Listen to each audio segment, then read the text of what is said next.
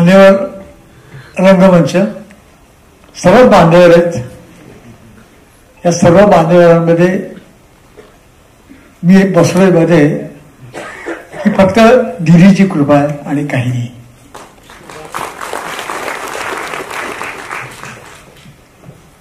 मला 87 आणि मला 88 वर्ष लागले. 88 म्हणजे मी 89 मध्ये प्रवेश केलेला आहे. आणि 89 मध्ये प्रवेश करणं म्हणजे पुढच्या वर्षी मी 90 वर्षाचा होईल.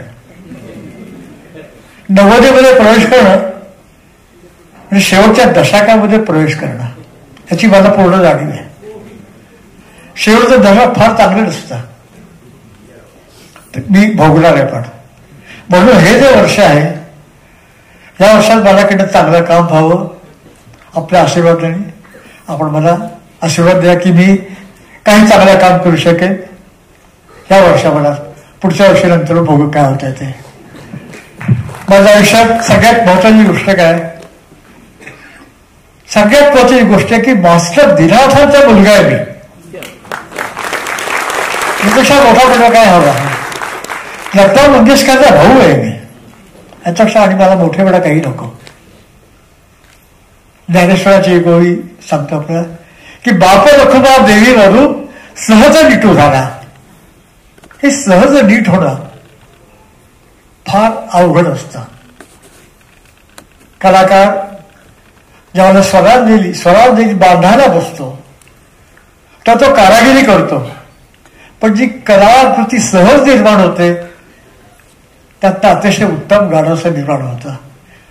तर ज्ञानेश्वर म्हणते की सहज माझं आयुष्य सहज गेलं आतापर्यंत, हे फक्त माझी दिदी हिच्यामुळे आणि काही नाही. मला खूप बोलायचंय पण आता नाही, मध्यंतरानंतर. कारण हा कार्यक्रम जरा लांबला. मध्यंतरात मी आणि दिदी किंवा दिदी आणि मी असा माझा कार्यक्रम आहे. त्यात मी दिदीच्या आठवणी लागणार आहे आणि दिदीची गाणी पण त्याच्याबरोबर असतील. आज एकाच गोष्टीचा खंत आहे की जर दिदी इथं असती तर तिला फार आनंद झाला असता. मीरा तिला फार आनंद झालाय, उषा तिला आनंद झालाय. कारण त्या दोन्ही मोठे बहिणी आहेत. आम्ही सगळे मंगेशकर 90च्या पार आहोत. ही पण ईश्वराची कृपा आहे. पण सर्व आता त्या विंगमध्ये जायले याची आम्हाला पूर्ण जाणीव आहे. आपण आम्हाला आशीर्वाद द्या. माझ्या नावाचा पुरस्कार इतक्या मोठ्या व्यक्तीला मिळाला, हा त्यांचा सत्कार नाही, हा माझा सत्कार आहे. या रंगमंचावरती मला आमदारांनी आठवण करून दिली की मी इथं रात्री 10ला गायला बसायचा आणि सकाळी 7 किंवा 8चा कार्यक्रम संपायचा. फक्त एक तबल्यावाला मी असायचा आणि लोक 8-9 तास गाणं ऐकत असायचे आणि मी गाऊ शकत होतो. आता मी गाऊ शकत नाही पण बोलू शकतो. त्यामुळं मध्यंतरानंतर आपण थांबा. दिदीच्या काही हृदय आठवण मी आपल्याला सांगेन, ती गाणी आपल्याला सांगेन. पार्लेकरांना मी ओळखू नये आणि पार्लेकर मला ओळखू नये. तेव्हा आपण इथं थांबायची एवढा पूर्ण खात्री. आपण इथं प्रेमाने आलात, मी आपले आभार मानतो. सगळ्यात जास्त आभार मानतो माझे सर्व मित्र प्रभावकरजी, जे माझा नेहमी वाढदिवस साजरा करतात. यावेळी पण त्यांनी फार मोठ्या प्रमाणात वाढदिवस साजरा केला. मी त्याचे भरपूर आभार मानतो. आपला सर्वांचे आभार मानतो. धन्यवाद. खरं म्हणजे जेव्हा मला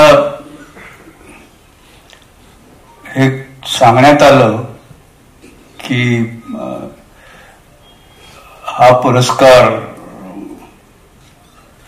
मला देण्याचं योजलेलं आहे आणि मग या आधीच्या पुरस्कारांची जी यादी वाचली तर तेव्हा माझ्या मनात एक मोठा प्रश्न उभा राहिला आणि तो प्रश्न अजूनही अनुत्तरित आहे की मी याच्यात कुठे बसतो. कारण ती यादी एवढ्या मोठ्या मोठ्या मंडळींची आहे आणि त्यांची क्षेत्र आणि माझं क्षेत्र हे एवढं भिन्न आहे. या सर्व लोकांनी जनमानसावर आपल्या कलेने, आपल्या खेळाने, आपल्या कर्तृत्वाने एक प्रचंड पगडा बसवलेला आहे. आज पंडितजीच्या 91व्या वाढदिवसानिमित्त लतादीदी जन्मदिन प्रतिष्ठान स्थापनेचं अविरत कार्य चालण्यासाठी स्थापनेचा प्रयत्न मंगेशकरांच्या नेतृत्वाखाली होत आहे. त्यासाठी श्री स्वामी समर्थ अन्नछत्र मंडळाकडून ₹25 लाखाची देणगी मी जाहीर करत आहे आणि माझे वैयक्तिक श्री अमोलराजे जन्मेंद्रराजे भोसले यांच्याकडून मी 11 लाखाची देणगी जाहीर करत आहे. मंचावर उपस्थित सर्व मान्यवर, मंगेशकरजी, खांडेकरजी, खाडीलकरजी, काकोडकरजी आणि आयोजक प्रभावळकरजी आणि अडवणीजी, भोसलेजी आणि शेलार म्हणून मी आहे. सर्वात प्रथम तर पंडित हृदयनाथ मंगेशकरजींना माझ्याकडून आणि महाराष्ट्र सरकारच्या वतीने वाढदिवसाच्या खूप खूप शुभेच्छा देतो आणि आपला 100वा कार्यक्रम सुद्धा वाढदिवसाचा इथेच व्हावा आणि त्यात तुम्ही आम्हाला बोलवावं अशी अपेक्षा व्यक्त करतो. आपण सगळेच जण सौभाग्यशाली आहोत की आज या मंचावर असे दोन, खरं तर सर्वच, पण विशेषतः पंडित हृदयनाथ मंगेशकरजी, अनिल काकोडकरजी, उषाताई, मीनाताई या सगळ्यांसोबत आपण या वातावरणात, या सभागृहात एकत्रित आहोत. या सगळ्यांचं कार्य इतकं मोठं आहे, कदाचित 3 तासाचा सांस्कृतिक कार्यक्रम करण्याऐवजी प्रत्येकावर 3-3 दिवस बोलता येईल इतकं कार्य या सगळ्यांनी केलेलं आहे. वाढदिवसाच्या शुभेच्छा देताना बऱ्याचदा मोठी लोक जी असतात ही आपला वाढदिवस आपल्या परिवाराबरोबर, आपल्या सगळ्या सेवरांबरोबर, नाहीतर बगल बच्चांबरोबर करतात.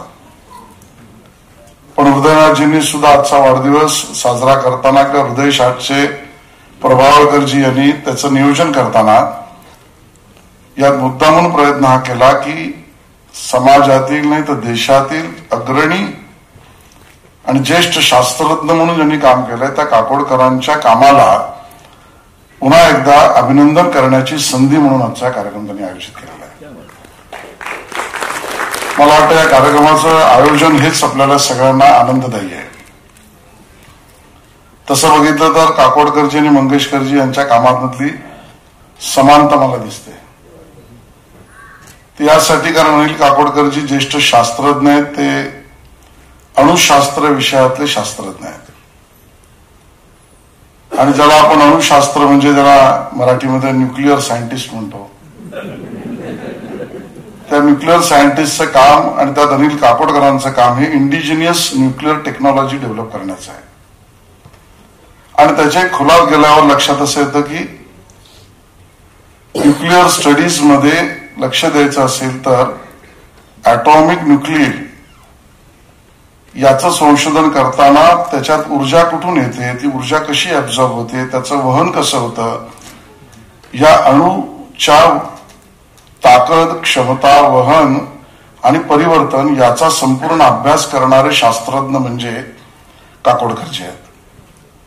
आणि त्यामुळे अणूंवरचा त्यांचा अभ्यास, त्यातला निर्माण होणाऱ्या गती आणि ऊर्जेचा अभ्यास ही नवनवीन कवाडं शास्त्रज्ञांची किंवा शास्त्रांची उघडणारी आहे. पण मी मानणाऱ्यांपैकी आहे की तुमचं कार्य हे अतुलनीयच आहे. पण या समाजामध्ये कित्येक लोक असेही मानणारे आहेत की या अणूंमधल्या ताकदीला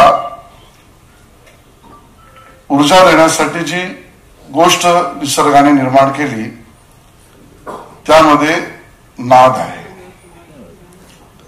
त्या अणूच्या उच्चारणासाठी, त्याच्या गतीसाठी, त्याच्या ऊर्जेसाठी जे कार्य करतं ते म्हणजे ध्वनी, लहरी आणि प्रकाश आहेत. या ध्वनी लहरी प्रकाशाचं काम ज्या मंत्रातून, ज्या गीतातून, संगीतातून, नादातून होतं ते करणारे संगीतकार आहेत. आणि म्हणून अशा अणुरेणूंच्या गतीचा एका अर्थाने आध्यात्मिक विकास करणारे सुद्धा काकोडकरजी जसे शास्त्रज्ञ आहेत, तसं मी म्हणेन हृदयनाथ मंगेशकरजी हे सुद्धा सांगीतिक शास्त्रज्ञच आहेत अशा पद्धतीचे. आणि म्हणून या कार्यामध्ये पंडितजींनी केलेलं काम मला असं वाटतं की अवघड गोष्टी सहजतेने सोडवण्याचं काम त्यांनी केलं आहे. हे वर्ष संत ज्ञानेश्वरांचं 750 जयंती वर्ष आपण साजरं करतोय. आणि मग 750 वर्षापूर्वी जन्मलेले संत ज्ञानेश्वर वयाच्या 16व्या वर्षी असं काही लिहून ठेवतात की जगभरातल्या लोकांना संशोधनाचा विषय होतो. प्राणी मात्रापासून निसर्गापर्यंत, मानवी मनापासून स्वशोधनापर्यंत, परमात्म्यापासून भक्तीपर्यंत सगळं विश्लेषण करणारे ज्ञानेश्वर, त्या संत ज्ञानेश्वरांच्या ज्ञानेश्वरीला सहजतेने आपल्या सगळ्यांच्या मनात रुजवणारं संगीत जर कोणी केलं असेल तर ते पंडित हृदयनाथ मंगेशकर यांनी केलं. आणि म्हणून आजच्या या वर्षी आम्ही त्यांना विनंती करणार आहोत की संत ज्ञानेश्वरांच्या 750व्या जयंतीच्या वर्षानिमित्त माननीय मुख्यमंत्री देवेंद्र फडणवीसजींनी हे ठरवलंय, आम्हाला तसं सांगितलंही आहे की देशातील सगळ्या राज्यात, आणि खांडेकरजी विदेशातल्या स्टॅनफोर्ड युनिव्हर्सिटीमध्ये सुद्धा संत ज्ञानेश्वरांच्या ज्ञानेश्वरीचे कार्यक्रम आम्ही करणार आहोत. आणि जिथे जिथे शक्य असेल तिकडे पंडितजी आपला आशीर्वाद आम्हाला हवा आहे. आपला आशीर्वाद, मार्गदर्शन आणि स्वतःचा त्या ठिकाणी असलेला सहवास सुद्धा त्या युवकांना प्रेरणा देणार आहे. मला या गोष्टीचा अजून एक उल्लेख करायचा आहे की आताच मी काकोडकर साहेबांशी बोलत होतो. खरं तर एका आयोगाच्या संबंधात मी त्यांच्या बरोबर त्यांच्या हाताखाली काम करतोय. आणि परागजी, त्या आयोगाचं काम इतकं मोठं आहे. विज्ञान आणि बरोबरीने नवनवीन नाविन्यपूर्ण प्रयोग, शेतीतल्या प्रयोगापासून अगदी यावर्षीचा गणेशोत्सव सुद्धा धुमधडाक्यात झाला असेल तर त्याच्यातल्या असलेल्या पर्यावरणाच्या मूल्यांचं विच्छेदन करण्याची भूमिका ज्यांनी केली आणि ज्यामुळे गणेशोत्सव सुद्धा निर्विघ्नपणे पार पडला, यामध्ये सगळ्यात मोठं योगदान हे अनिल काकोडकरांचं आहे, हे मला आढळण्याचं. अनिल काकोडकरजी, आपणही शतायुषी व्हा. आपलं मार्गदर्शन या देशाला सातत्याने मिळत राहो. आणि हृदयनाथजी, आपल्या गीत संगीत नादब्रह्माने आपल्यापर्यंत या अणुरेणूंच्या लहरी अशा पोचो की आपल्या सगळ्यांच्या आयुष्यात अनुभूती, सुख, शांती, समाधानाची मिळो, एवढ्याच शुभेच्छा देतो. ही दोन माणसं अशी आहेत की अनिल काकोडकरांनी एक भारतीय म्हणून आपली मान अभिमानानं ताठ करण्याचं बळ आपल्याला दिलं. त्यांनी ज्या पद्धतीनं देशाची अण्वस्त्र सज्जता, अणुक्षमता दाखवली जगाला, त्यामुळं त्यांच्यामुळं प्रत्येक भारतीयाची मान अभिमानानं ताठ झाली. आणि पंडितजी, त्यांचं काम असं आहे की कितीही मरगळलेलं मन असेल तर त्या मनाला उभारी देण्याचं काम गेली जवळपास 70 वर्ष सातत्यानं ते करतायत.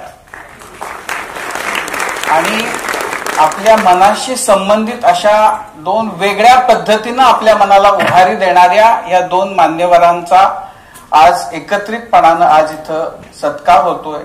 पंडितजी, आपल्याला खूप शुभेच्छा.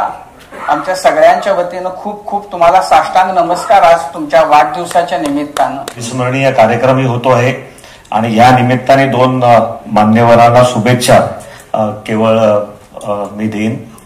आणि पंडितजी, आपल्याला 88व्या वाढदिवसाच्या निमित्ताने तर मनपूर्वक शुभेच्छा देतोच.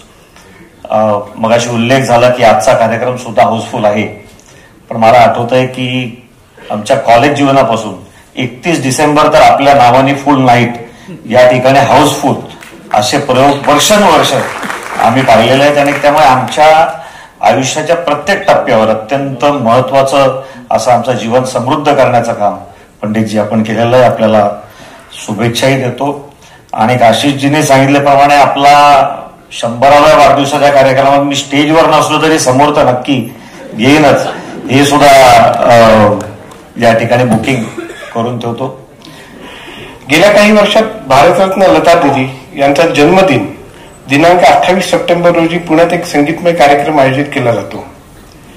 या कार्यक्रमात पंडित हृदयनाथजी नवोदित तरुण गायक कलाकाराला सन्मानित करतात. हा कार्यक्रम अतिशय लोकप्रिय आहे व तो 2 सत्रात सादर करण्यात येतो. मध्यंतरात दीनचे आवडतीचे पदार्थ करून रुचकर जेवणाची व्यवस्था केलेली असते व सर्व रसिकांना ते फारच भावते. प्रतिष्ठान याला नेहमीच चांगला पाठिंबा देत असतो. आता विश्वस्तांना हा कार्यक्रम पण असाच कायम सुरू राहावा ही इच्छा आहे. हा दीदी आणि मी हा जो कार्यक्रम आहे तर दीदीची आणि माझी संगत 82 वर्षाची असती नाही आहे. तर तिच्या आठवण मी सांगणार आहे काही, आणि त्याची चांगली उत्तम गाणी गाजलेली ते मी ध्वनिमुद्रित करणार, ती लोकांपुढे सादर करणार. आणि काही आठवण सांगू शकाल का? खूप आठवणी आहेत. दीदी तुमच्यासाठी काय बनवायचं? स्वयंपाक मस्त बनवायचा.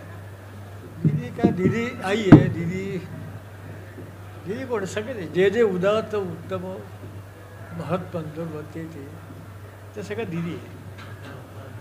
आम्ही पडछाया आहोत तिथे. प्रतिध्वनी ज्याला म्हणतात ना, इको, तो होता. बोला. एक आठवण सांगा. नाही, कार्यक्रमात मी दीदीच्या आठवणी सांगणार आहे. हा, एक आता सांगू शकाल का? एक ओपनिंग.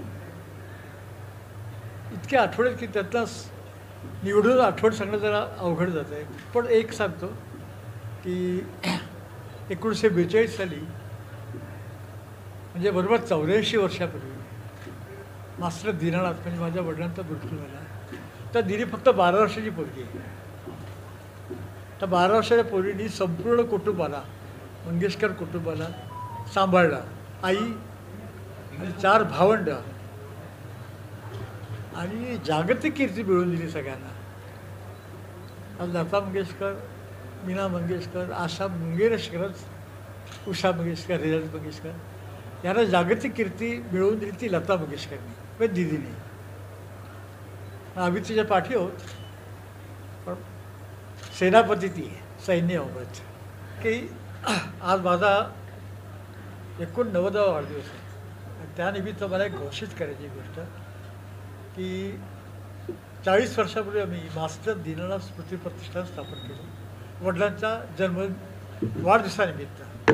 आज 84 वर्ष झाले की आम्ही तो वाढदिवस त्यांचा पुण्यतिथी करतो. 28 सप्टेंबरला दीदीचा वाढदिवस येतो.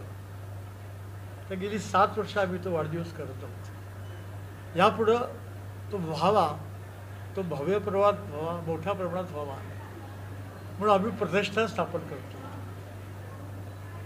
दत्ता जन्मदिन प्रतिष्ठान. फक्त 28 तारखेला कार्यक्रम होईल. एक नवोदित कलाकाराला 1 लाख रुपये आणि पारितोषिक देण्यात येईल. त्याचे ट्रस्टी येणार आहेत. त्याचे नावं स्टेजवरती घोषित करू. या मोठ्या लोकांचा आशीर्वाद आहे. यांच्या आशीर्वादाने तो ट्रस्ट चांगला चालेल. हीच गोष्ट मला इथं सांगायची होती.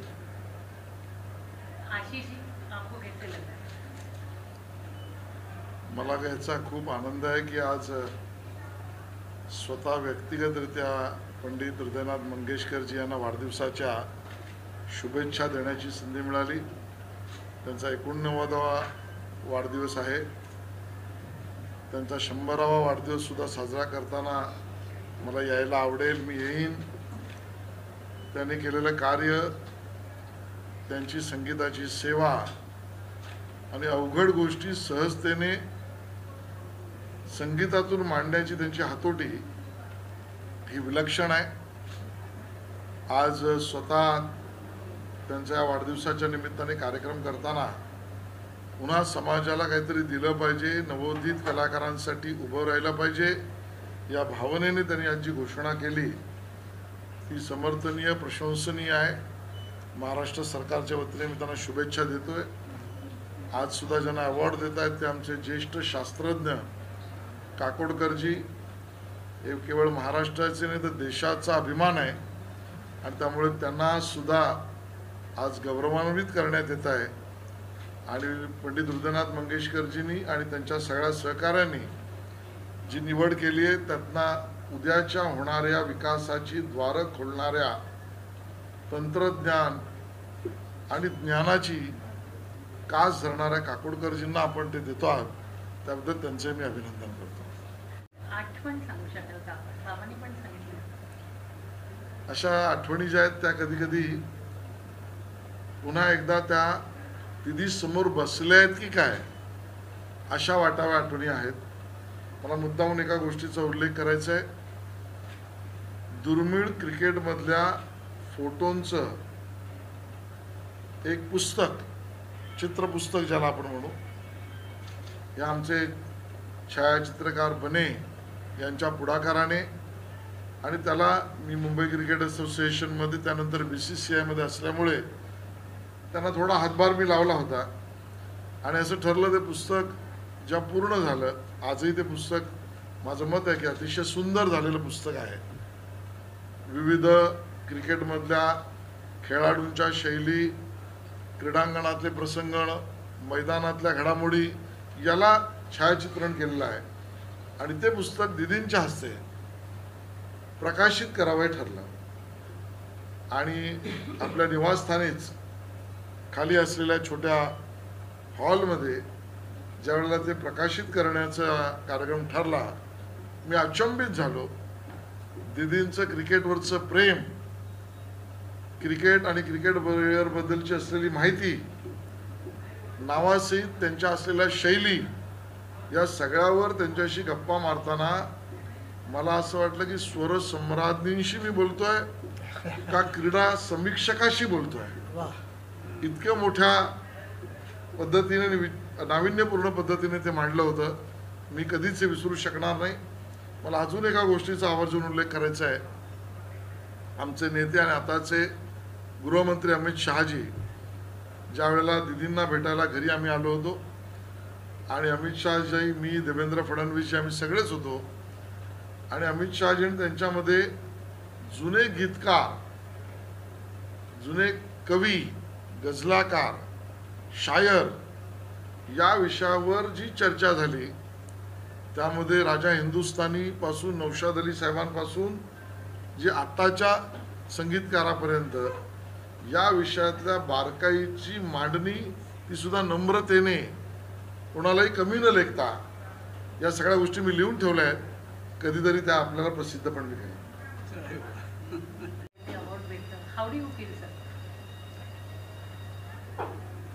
नाही म्हणजे मला जेव्हा एक कळवण्यात आलं की पंडितजींच्या नावाचा पुरस्कार आज इथे मला मिळणार आहे, अर्थात खूप आनंद झाला. पण मी थोडा संभ्रमात सुद्धा पडलो की याच्या आधी जे पुरस्कारार्थी आहेत त्यांची जर यादी बघितली तर मी त्याच्यात कुठे बसतो की नाही बसत, आणि ती शंका मला अजून पण आहे. सांगायचा मुद्दा असा की हा एवढा मोठा सन्मान आहे आणि आज स्वतः पंडितजींच्या हस्ते तो मला मिळणार आहे, त्याच्यापेक्षा जास्त बहुमानाला काय म्हणायचं. No words to say. Thank you so much. Shri Swami Samarth. आज पंडितजी आमचे आदरणीय लता दिदी यांचे लहान बंधू म्हणजे सर्वस्व त्यांचे लाडके असे बाळ पंडितजीचा 90वा वाढदिवस आहे. त्यानिमित्त 89 वर्षात ते पदार्पण करीत आहे. आम्ही त्यासाठी खास अक्कलकोटावरून आलेलं आहे आणि त्यांचा आशीर्वाद आमच्यावर अन्नछत्रावर, स्वामी समर्थानंतर मंगेशकर कुटुंबियाचा आशीर्वाद अन्नछत्रावर अतिशय लाभलेला आहे. आमच्यावर सुद्धा आमचं भाग्य समजतो काय तर मागच्या जन्मीच आम्ही पुण्य केलं म्हणून मंगेशकर कुटुंबियाचं आम्हाला सानिध्य, आशीर्वाद, प्रेम मिळत आहे. आणि पण या शुभमुहूर्तावर मी एक घोषणा करावं म्हणतो. आता पंडितजींना कितपत पंडितजींचं साथ मिळेल ते आपण लता दिदींच्या नावाने जन्मदिनी दिवशी एक प्रतिष्ठान स्थापन करावं म्हणतो, लता दिदी जन्मदिन प्रतिष्ठान. त्यासाठी आम्ही अन्नछत्रातर्फे भरीव आमचं सहकार्य राहणार आहे. माझं वैयक्तिक अमोलराजे भोसले यांच्यातर्फे सहकार्य लाभणार आहे. आणि आपले सर्व इतरांचंही लता दिदीवर प्रेम करणारे असंख्य रसिक श्रोत्यांचं, त्यांना मानणाऱ्या लोकांचंही हे मिळणार आहे. तरी त्या दिवशी या करावी, पंडितजींनी त्याबद्दल घोषणा करून आम्हालासुद्धा सेवेची संधी द्यावी अन्नछत्रावर, हीच या शिवप्रसंगी प्रार्थना करतो. जय हिंद, जय महाराष्ट्र.